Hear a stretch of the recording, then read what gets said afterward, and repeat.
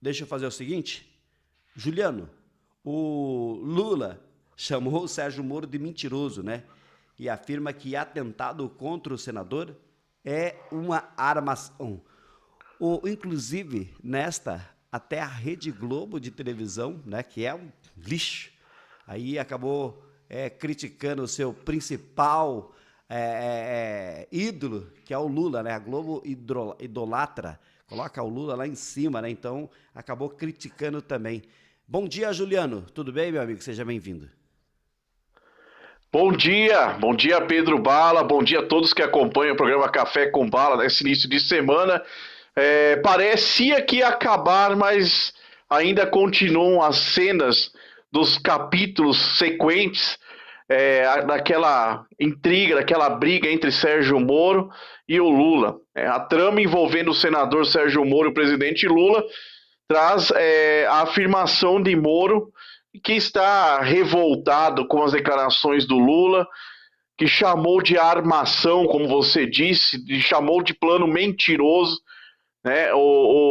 Aquele plano do PCC, na verdade, segundo o Lula, é uma armação, né? Uma armação de Moro, que ele não ele daria a entender que o Sérgio Moro não seria sequestrado, e queriam matar o Sérgio Moro, nada disso. E nem envolvendo os familiares de Sérgio Moro.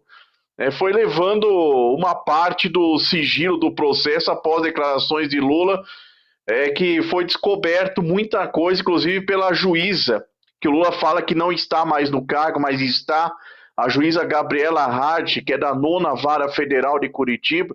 Ela mostrou fortes indícios que levaram a Polícia Federal a iniciar uma investigação em cima das ameaças contra Sérgio Moro, inclusive o olheiro do PCC de Campana, para lembrar aí a nosso público, o olheiro do PCC ficou de Campana em frente à casa do senador Sérgio Moro em Curitiba.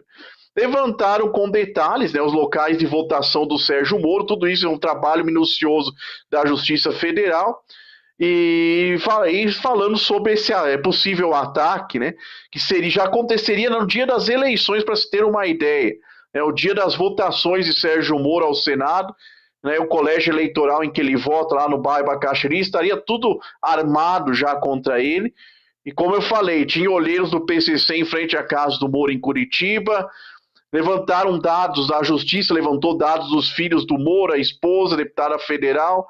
Houve troca de mensagens também, tinha até uma planilha de custo do crime organizado para executar a ação contra Sérgio Moro. Tudo muito bem elaborado. O que levou a isso é o endurecimento em cima do crime organizado dentro dos presídios, combatido aí pelo senador e ex-juiz Sérgio Moro, ainda no tempo que ele foi ministro da Justiça do governo do ex-presidente Bolsonaro.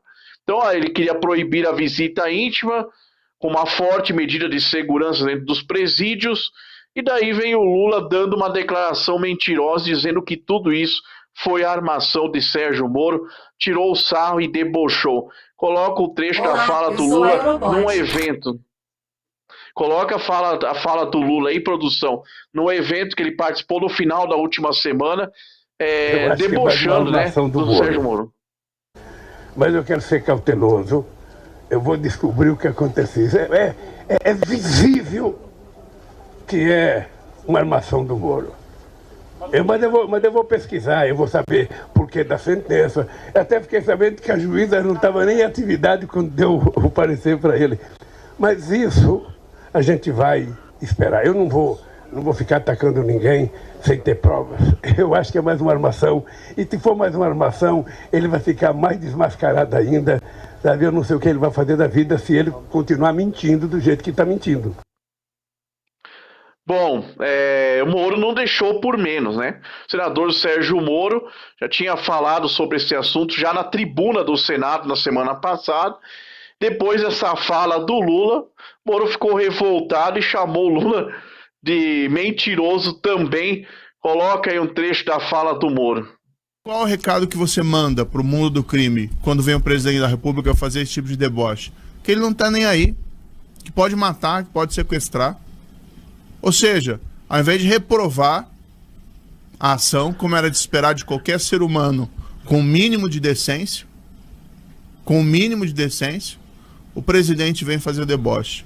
Então, por isso, ontem, eu tive que perguntar a ele publicamente, reitero a pergunta que fiz, se o senhor presidente da República tem um mínimo de decência.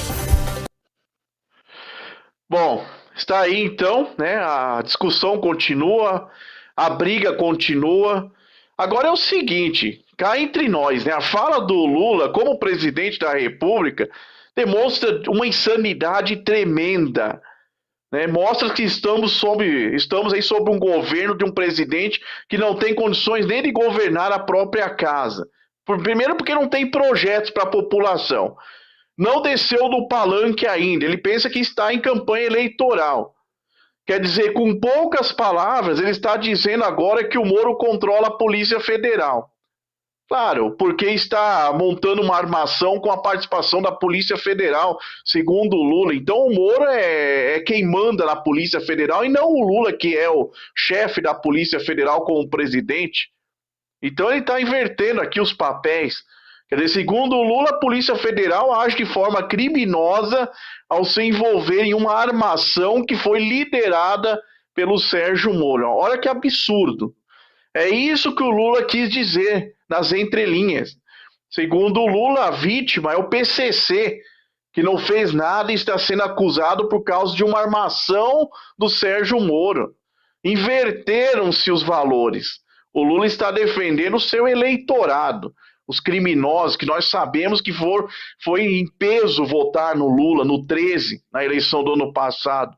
Tanto é que o Lula ganha todas as eleições na penitenciária, ele não perde uma no pátio de cadeia. Então, quer dizer, ele protege os aliados, está protegendo os aliados, os eleitores. Aí fica a pergunta, e no Rio Grande do Norte, houve armação também? Toda aquela violência no Rio Grande do Norte foi armação? Ele chamou o Moro de mentiroso e ouviu uma resposta à altura. A presidente nacional do PT, a Gleice Hoffmann, chegou a dizer que o Lula protege até os seus adversários políticos. E agora ela foi desmentida pelo próprio Lula. Ficou chato pra caramba, ficou feio. O Sérgio Moro lembrou quem o PT e o Lula, quem eles são, na verdade. O que eles fizeram. Não tem como apagar o que foi feito no passado. E não sai da memória das pessoas de bem desse país. Os fatos não desacontecem com o passar do tempo. O Lula já fez palanque até em velório, para quem não sabe. Fez palanque no enterro do ex-prefeito de Santo André, Celso Daniel, em 2002. Crime que ainda não foi solucionado pela justiça. Fez palanque até mesmo no enterro da ex-esposa dele, ex-primeira-dama Marisa Letícia, em 2017. Essa declaração é coisa de gente mau caráter. Antes de completar 100 dias de governo, o Lula já fez o suficiente para lidar com mais de 10 pedidos de impeachment no Congresso Nacional.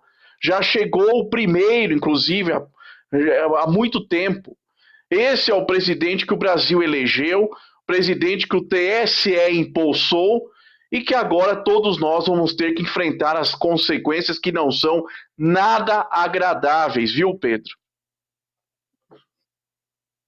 A situação é complicada, né? É que é o seguinte, né? Eu não escondo de ninguém. Eu votei no Bolsonaro, eu votei no Sérgio Moro, né? E daí as pessoas podem falar assim, mas ali estão perseguindo Lula, estão perseguindo isso. Mas é que é o seguinte, em vez de... eu sou da seguinte opinião, Juliano. Terminou a eleição, os 49,1% do eleitor que votou no Bolsonaro, o presidente desses 49,1%, e eu me incluo nele, o presidente é o Lula. É meu presidente o Lula. Então ele tem que governar para todo mundo, não só para aquela sua gama lá, que é aquela bolha de 30%, né, que eles têm esses 30%, mais o restante ali que estavam revoltados com a questão do Bolsonaro e, de repente, falar muitas das verdades.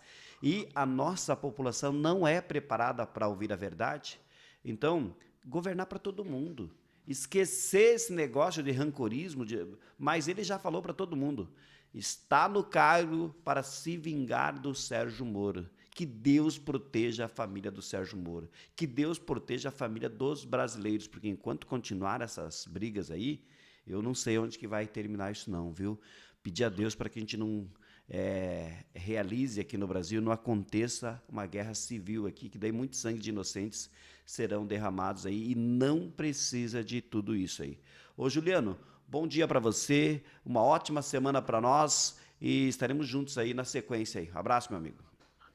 Um abraço, Pedro, um abraço ao nosso público aí do Café com Bala. Até quarta-feira com mais um Bastidores da Política. Perfeito. Quarta-feira estaremos de volta aí com Juliano Zimmer, Bastidores da